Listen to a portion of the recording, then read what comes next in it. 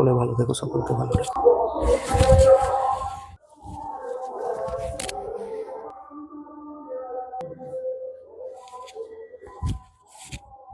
তো আমার বাবা রামকৃষ্ণদেবকে শুধু জানতেনই না, মানতেন।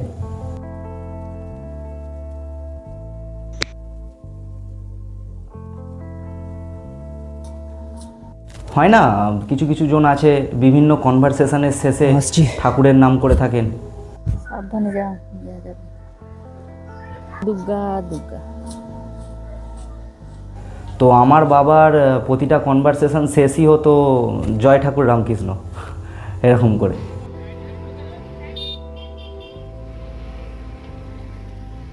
তো বাবার কাছে জেনেছিলাম রামকৃষ্ণদেব নাকি একজন আদর্শ, আর তেনাকে অনুভব করতে গেলে রামকৃষ্ণ মঠ যেতে হবে।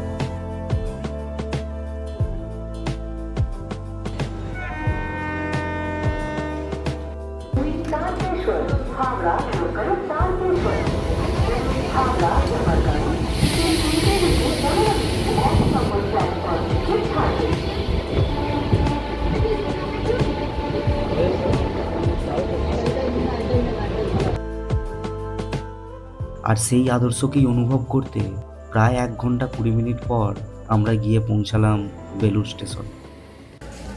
স্টেশনের নাম শুনে গন্তব্যের নাম স্পষ্টই আন্দাজ করা যায়, বেলুড় মঠ। তো বেশি ভিড়ে ট্রাভেল করার সময় কেন জানি না আমার এরকম মনে হয় সবার নজর যেন আমার দিকেই আছে, আর সবার গন্তব্য আর আমার গন্তব্য এক।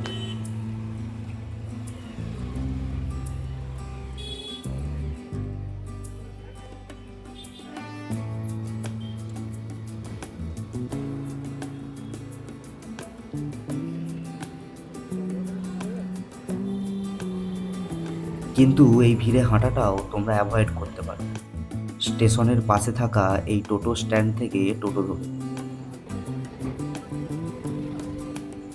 তবে এই ভিড় আর ব্যস্ততাও তোমার কম মনে হবে যখন তোমরা ঠিক 2 মিনিট পর এসে পৌঁছাবে এখানে, জিটি রোড, যা ওয়েল কানেক্টিভিটির পাশাপাশি ব্যস্ততার দিক থেকেও তালিকার ওপরের স্থানে বিরাজ করে।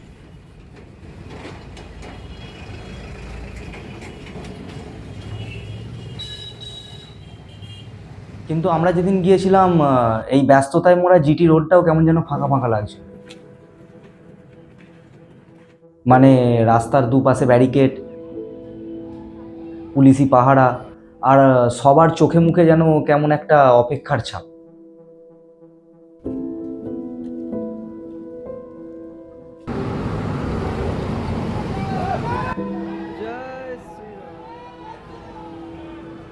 পরে জেনেছিলাম বেলুড় মঠে নাকি প্রাইম মিনিস্টার এসেছেন, আর তাঁকে দেখার জন্যই চারিদিকে এত ভিড় লেগে আছে।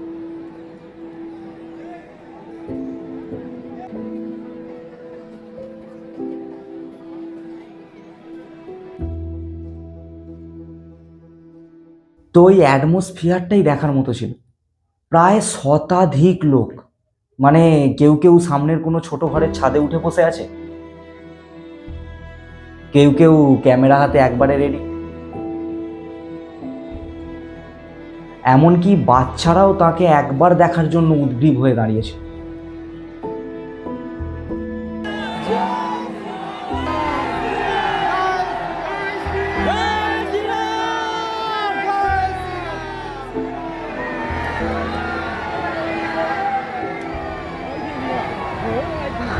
না, সেদিন আমরা প্রাইম মিনিস্টারকে তো দেখতে পাই, কিন্তু দেশের সুপ্রিম লিডারের এই জায়গা বেছে নেওয়ার কারণ কি সেটা আমরা বুঝতে পেরেছি। মানে ভিড় কমার সাথে সাথে বেলুড় মঠ আবার নিজের আগের সৌন্দর্য ফিরে পেতে লাগলো।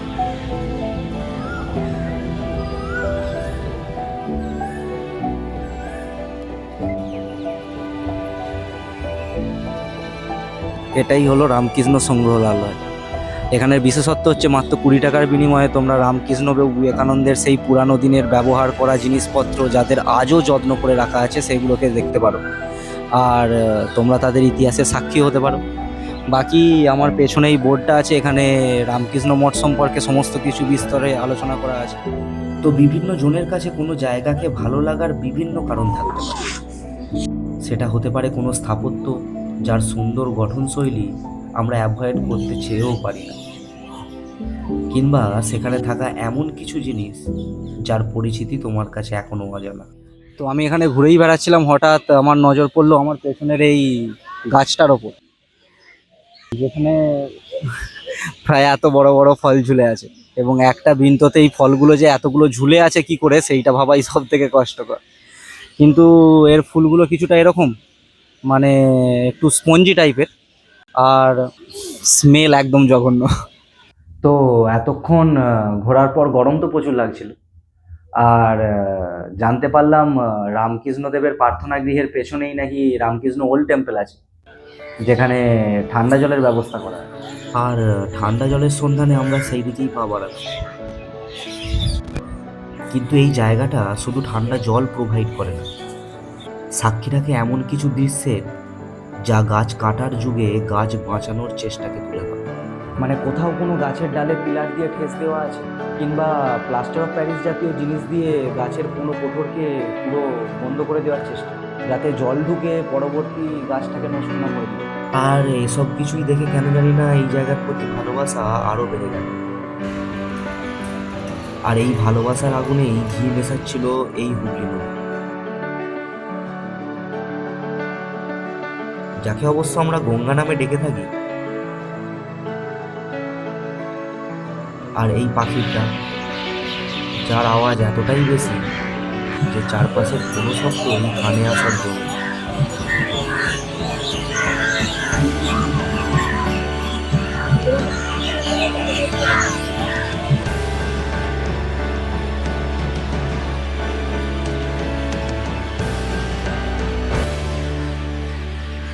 তো তোমরা যদি এখানে আসো, খানিকটা এরকম অ্যাম্বিয়েন্স দেখতে পাবে।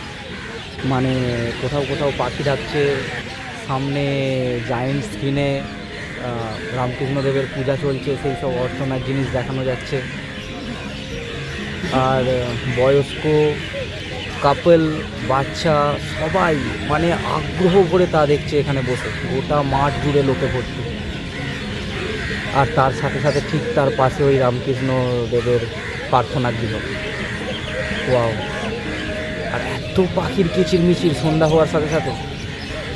প্রথমে যখন মোদিজি এসেছিলো আমরা তো ভাবতে পারিনি এত কিছু দেখতে পাবো, বাট এবারে বেলুড় মঠের ফিল আসছে। বেলুড় মঠকে বেলুড় মঠের মতো লাগছে। বলে না, এমন একটা জায়গা যেটা তোমাকে হয়তো প্রেমে ফেলতে পারবে।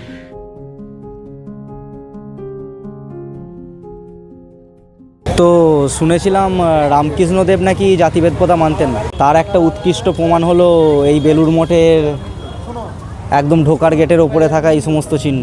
মানে তোমরা যদি দেখো, এখানে খ্রিস্টানের চিহ্ন আছে, এখানে ইসলামের চিহ্ন আছে, এখানে হিন্দুদের চিহ্ন আছে, এবং আজীবক গোষ্ঠী আরও বিভিন্ন রকম চিহ্ন আছে, কিন্তু আমি সবগুলো জানি না। এটাই বোধহয় বেলুড় মঠকে ইউনিক করে তোলে।